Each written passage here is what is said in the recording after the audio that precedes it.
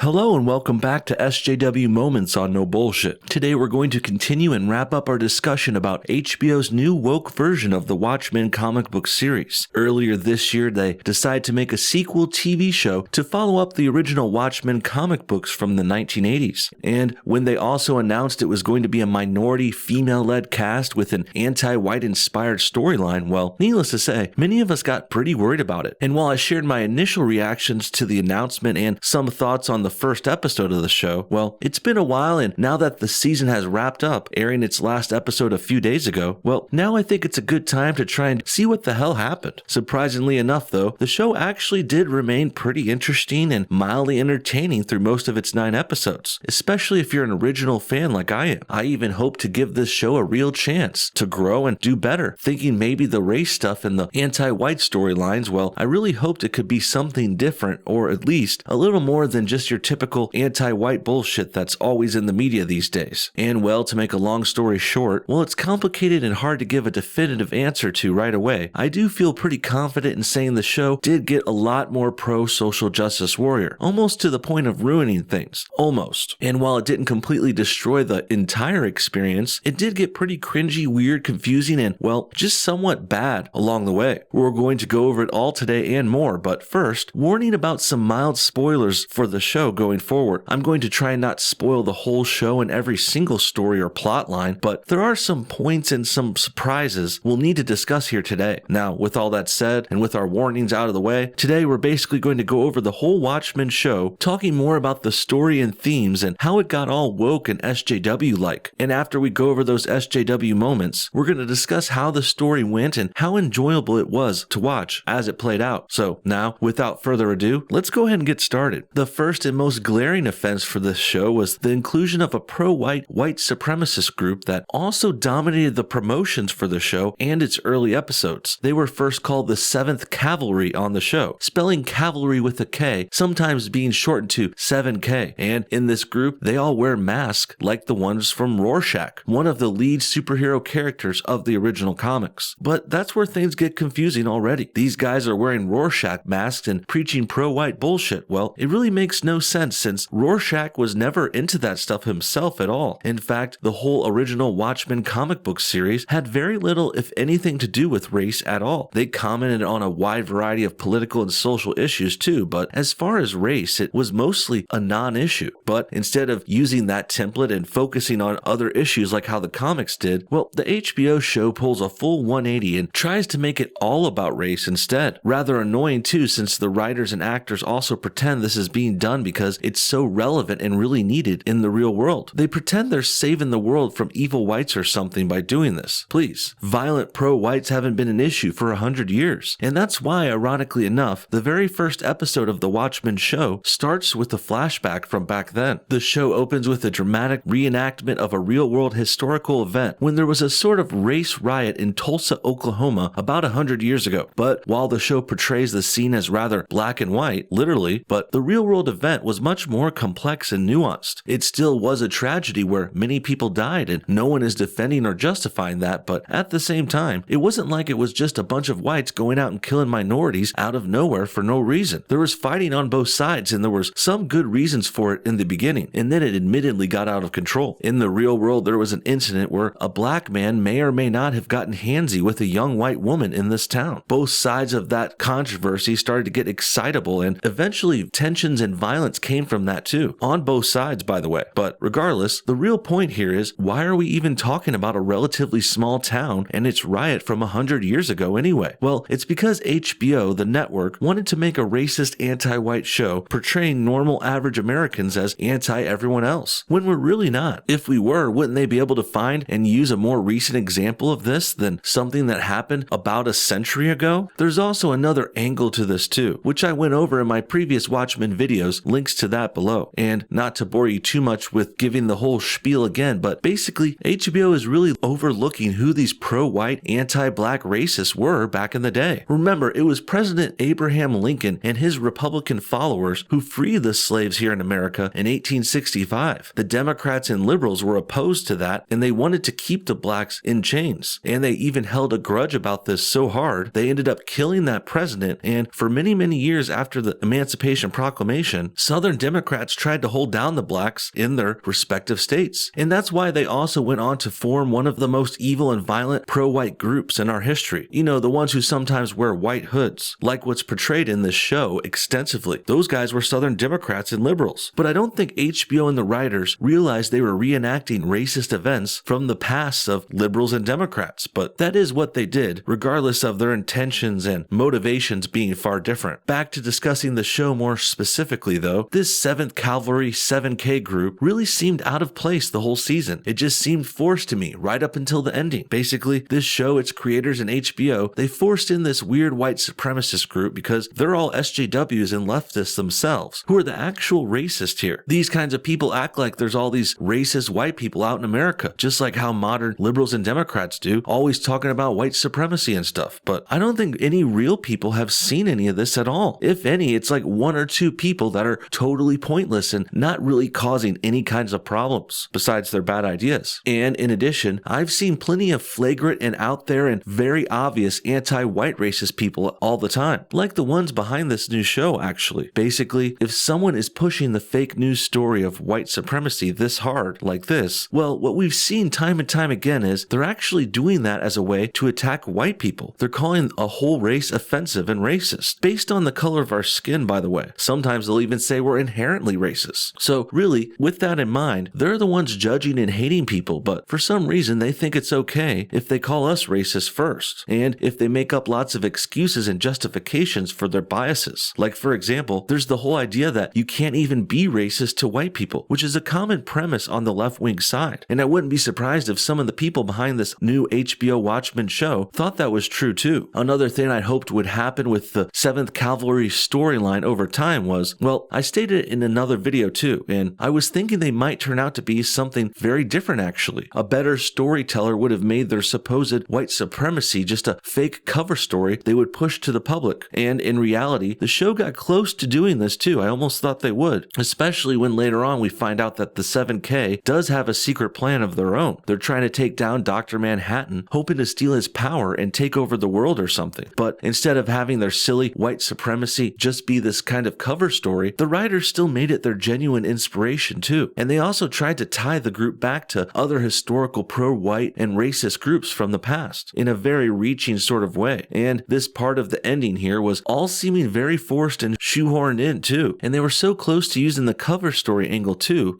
or they almost gave the 7K group good and genuine motivations, but they flopped it in the end. That brings us to our next SJW topic in this show, which is highly related to the 7K group too. The main reason for the 7K popping up again at the start of this show season is because they are fed up with the government, who has actually become increasingly anti-freedom, anti-conservative, and anti-white. Since the president in the Watchmen world is now Robert Redford, the famous actor and known extreme liberal, well, he's done a lot of things that actually might warrant a rebellion like this if you actually think about it. So while most of the show and the people in it appear to chastise and demean the 7K group like they're completely out of line racists who do terrible things for no reason, but sometimes, as I'm saying, their justifications all make a lot of sense to me. And it's not because I'm a racist like how they're claiming either, it's just because they have a good backstory and motivation. Because not only do they play off of real world gripes that are existing in our world, but also in the Watchmen world, they over amplify and exaggerate things to an extreme. For example, Redferations were an issue in SJW Moment brought up early on in this show too. Basically, President Redford in Watchmen actually ends up giving black people in America reparations, meaning they get free money from the government because they're descendants of slaves and they suffer because of that. Reparations, or Redferations as they're called in Watchmen for obvious reasons, well, this is a serious and prevalent concept that's actually supported in many liberal circles today in our real world. It's dramatic, outrageous, and highly unnecessary too, but it's also based on this real world thing. So yeah, when the show's world has these kinds of things actually happen, you can almost identify and understand why the people who are not black would start to resent the blacks for getting free money and special treatment from the government. In addition to this, it's also revealed that the Watchmen's president and his far left policies also result in the repealing of the Second Amendment, meaning people don't have the right to bear arms or buy themselves weapons anymore. Also, propaganda and the demonization of Americans reaches a fever pitch in the show too, so I think you can almost see why the 7K group would spring up and start fighting back, even though the show still tries to portray them as these wholly evil monsters. And of course, in a lot of ways they are, and I wouldn't defend their actual crimes or evil doings or killings or racism or anything. I'm just saying, the show gave them some pretty good justification to get things started, even though they presented it differently and probably don't see it that way. Next, let's move on to another different territory. We already talked about how the new show was changing and swapping things about characters earlier, like how they made the Rorschach character into this white power symbol in the show for no reason. And well, this trend of making this SJW inspired and usually anti-white continues, and it gets even worse actually. For example, two main characters from the original Watchmen comics reappear in this new show, but they're changed and retconned or turned into black men. First, there's the revelation that the Hooded Justice character, who's actually the original superhero and masked crusader in the Watchmen world, well, while he just appeared briefly in the original comics, he still had a very pivotal role in it. And well, apparently in this new show, they're making this guy black now. And the way it's done actually can work, even though it seems forced. They actually do explain why he has white around his eyes in a few shots in the comics. And that's because he ends up painting his eye holes white, even though he's black, because he really wants people to think it's a white man under his costume. And in addition, Hooded Justice ends up being a survivor from that first race riot scene in Tulsa we already talked about. And also, Hooded Justice is the new main character's grandfather too. That means our new main character of the show, this black chick played by Regina King, well, she is a black descendant from those Tulsa race riots, whose grandfather was Hooded Justice, the first superhero in the Watchmen world. In addition, Hooded Justice also ends up being gay. But to be fair, this was implied in the original comics too, I think. Regardless though, if you put all this together, you can clearly see the SJW influences here. That's not to say we can't have black characters, of course. That can be good, but the lefty way of making older characters black now and also making it so they hate white people along the way, well, that needs to stop. Believe it or not, we're just getting started on this race swapping stuff. Not only did the show retcon the original first masked hero from the Watchmen universe, Hooded Justice, into being a black man now who's also gay, and they made their new show's lead a black woman as well. Well, in addition to that, they also decided to make the most powerful hero in the series black now too. Dr. Manhattan finally appears in the show about halfway through this season, and we eventually find out he has taken the body and the form of a black man who is now dating this black female main character. They're married and raising a family now too, and they have a whole flashback episode about how this chick meets Dr. Manhattan in a bar in Vietnam, and they talk and eventually fall in love, leading to Dr. Manhattan wanting to take a different form for her. And for those who don't know, Dr. Manhattan is this kind of crazy, super powerful blue man who can do all kinds of crazy stuff with his mind. He can move stuff, create life, change time, and all kinds of weird stuff. And apparently now, he can take the form of other human beings as well, because we find this out after he meets and falls in love with our female main character. Dr. Manhattan then decides to take a human's form to try and have a normal life with her if they can. And of course, while he has all the options in the world of who he wants to morph into, including morphing into his original human form before he became the Doctor, well, instead, Manhattan ends up landing on becoming a big black man, the guy who played the villain in the Aquaman movie, to be specific. And I bet the HBO executives got real excited when they realized they could make Dr. Manhattan this way. In fact, I wouldn't be surprised if the network requested it. And after they made Hooded Justice, the main character, and Dr. Manhattan all into black people, I'm actually kind of surprised they didn't make everyone a minority or at least a woman. And in the end, something like that did kind of happen with the casting, because besides maybe one or two characters, all of the whites in this new show end up being racist, evil villains. While on the other side, minorities and women all end up being the leads in the hero types. Besides one more notable difference that kind of becomes woke too, but in different ways. Besides the obvious race swapping and preferences showing a glaring wannabe wokeness of all this, well, in addition to that, girls and female characters seem to be taking over the Watchmen world too. First, the main character, which we already went over, and then also the Silk Spectre character comes back, playing this sort of grandma who becomes a FBI agent, and she's still on the good guy's side too. And then there's this new emerging supervillain for the show, a super smart, super rich Asian woman named Lady True. She actually ends up even besting the previous smartest person in the Watchmen world, Adrian Veidt, or the hero once known as Ozymandias. And I thought her besting him was a pretty obvious girl power move and a feminist-like thing to do as well, because she also ends up besting Dr. Manhattan too. And this just reminds me of how girls are taking over everything in this show as well. The main character leads the cops groups and the good guys, and the Silk Spectre grandma detective leads the government and so on. So although Lady True, this Asian lady, she may have been stopped at the end of the season, but her super smart and constant outwitting of all the guys, including Ozymandias and Manhattan, well, it it kinda seemed forced as well, despite this girl and her acting not being the worst or anything. She was decent, but also at the same time, Lady True didn't come off as badass as the show would like you to believe. In the end, that about wraps up the biggest and lamest SJW moments of this Watchmen show. Between the 7K coming off as forced and out of place, and them not getting their twist or inspiration quite right, well, combine that evil group with the overt blackwashing of the original hero Hooded Justice, and also the most powerful Dr. Manhattan, and then if you add on to that the minority female lead and other ladies taking over everything, including the main villain, well, we're almost in a territory where this is like a lady reboot. And with all that said, I think you guys get the point. While this show still remained watchable, pun intended, it was certainly a clouded and questionable experience to say the least, considering all these SJW moments and attempts at wokeness. What did you guys think of the Watchmen show? Did you guys watch it on HBO? Did you enjoy it? And did you see all these moments I mentioned today? Was there anything I missed? If so, comment what you think below this video, and thanks for watching No Bullshit. Hit that like button if you enjoyed it, and see y'all next time.